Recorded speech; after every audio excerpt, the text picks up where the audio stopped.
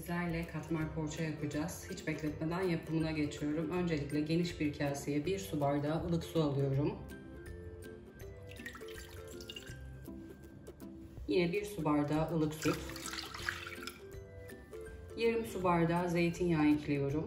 Dilerseniz sıvı yağ da ekleyebilirsiniz. 1 paket kuru maya. 2 tatlı kaşığı toz şeker. 1 tatlı kaşığı tuz. 1 adet yumurtanın sarısını üzeri için ayırıyorum. Beyazını hamurun içine katıyorum.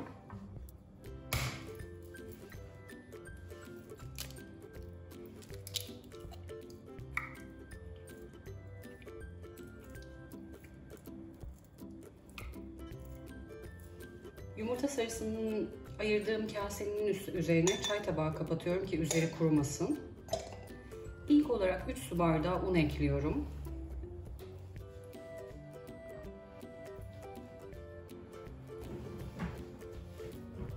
Yoğurmadan önce spatula ile hamuru şöyle bir toparlayıp sonrasında elimle iyice yoğuracağım.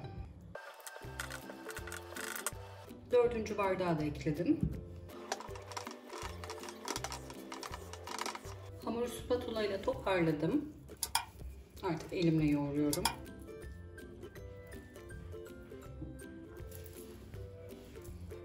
Beşinci bardağımı kontrollü bir şekilde ekliyorum. Yumuşak, ele yapışmayan bir hamur yoğuruyorum.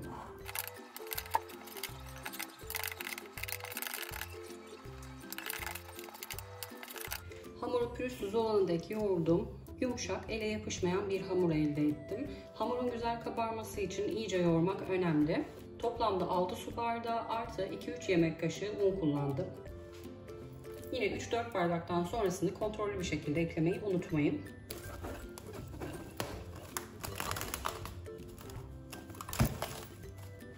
Üzerini streç filmle kapladım. Yine mutfak havlusuyla örtüyorum. Oda ısısında hamur 2 katı olana dek yaklaşık 1 saat kadar mayalandırıyorum. Hamur çok güzel kabardı.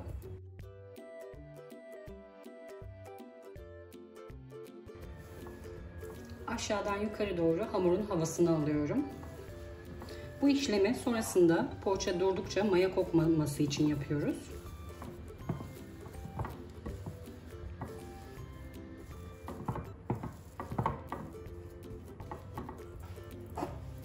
Tezgaha bir miktar un serpiyorum.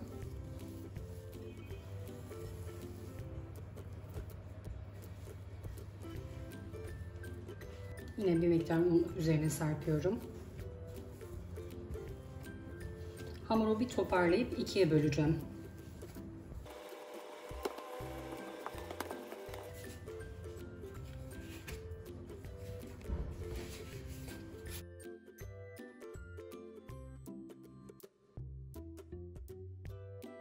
Bezeyi silindir haline getirdim. 5 eşit parçaya bölüyorum.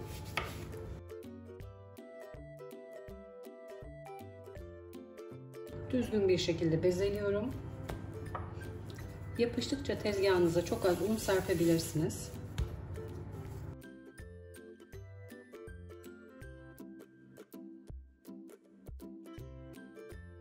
Diğer büyük bezeyi buzdolabı poşetine alıyorum ki kurumasın. İlk bezeyi aldım. Yine üzerine biraz un serpiyorum. Merdane yardımıyla pasta tabağından biraz daha büyük olacak şekilde açıyorum.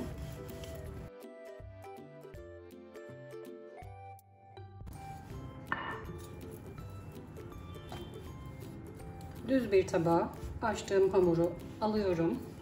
Oda ısısında 125 gram tereyağım var. Yine kaşığın tersiyle, dilerseniz elinizle açtığımız hamurun üzerine yayıyorum.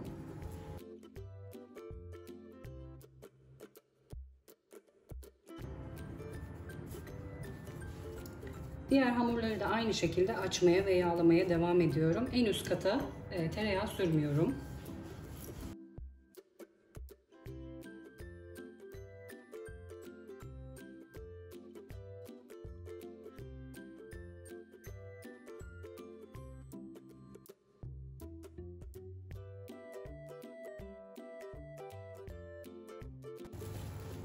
Beş tane bezeyi üst üste Aralarında tereyağı sürerek tabağa koydum. En üstüne tereyağı sürmüyorum. Üzerine buzdolabı poşeti kapatıyorum. Buzdolabına kaldırıyorum. En az yarım saat kadar tereyağının donmasını bekliyorum.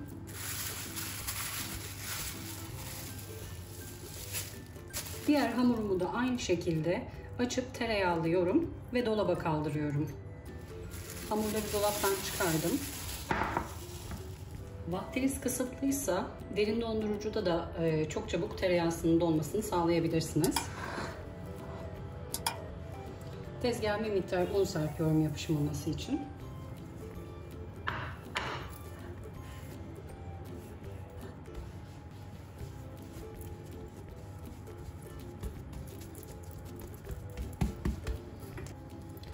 Yine merdane yardımıyla yuvarlak tepsi boyutunda açıyorum.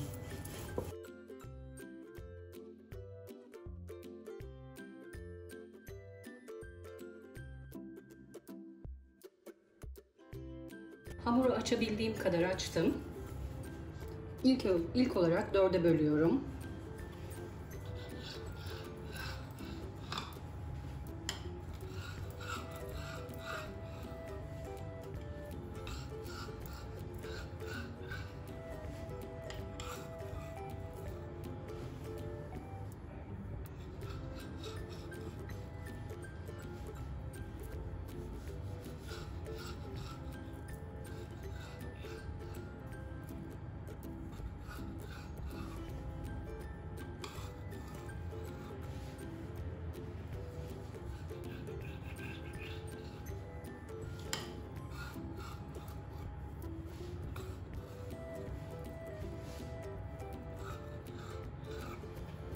Kestikten sonra dilediğiniz büyüklükte kesebilirsiniz. Çok daha küçük isterseniz biraz daha küçük kesebilirsiniz.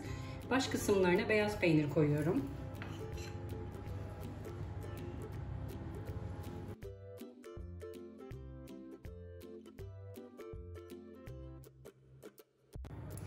Kenarlarını katlamadan çekiştirerek şöyle hafif bir şekilde çekiştiriyorum.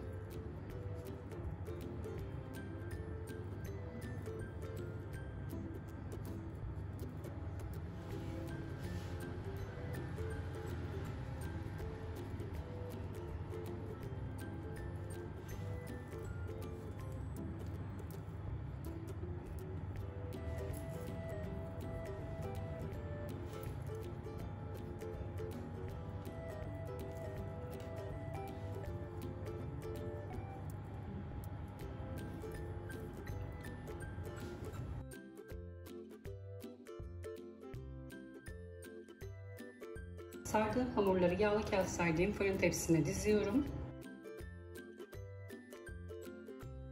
İlk tepsiyi hazırladım. Tepsi mayası olması için kenara alacağım. Öncelikle kurumaması için üzerine buzdolabı poşeti seriyorum. Mutfak havlusuyla da örtüyorum. Yarım saat kadar oda ısısında tepsi mayası olması için kenara alıyorum. Poğaçaların mayalama işlemi de tamam. Ayırdığımız yumurta sarısına 2 tatlı kaşığı zeytinyağı ekledim. İyice çırpıyorum.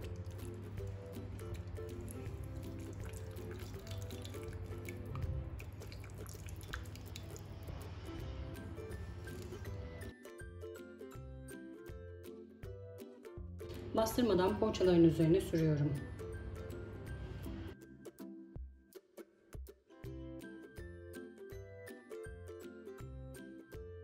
Önceden ısıttığım 180 derecelik alt üst ayarlı fırında güzel bir renk alıncaya kadar pişiriyorum.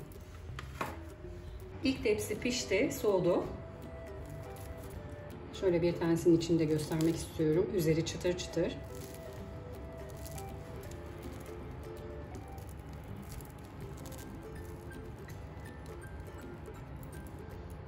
İçinde herhangi bir hamurlaşma yok.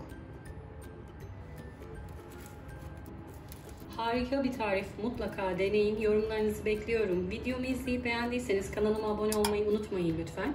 Bir sonraki tarifte görüşmek üzere. Herkese afiyet olsun.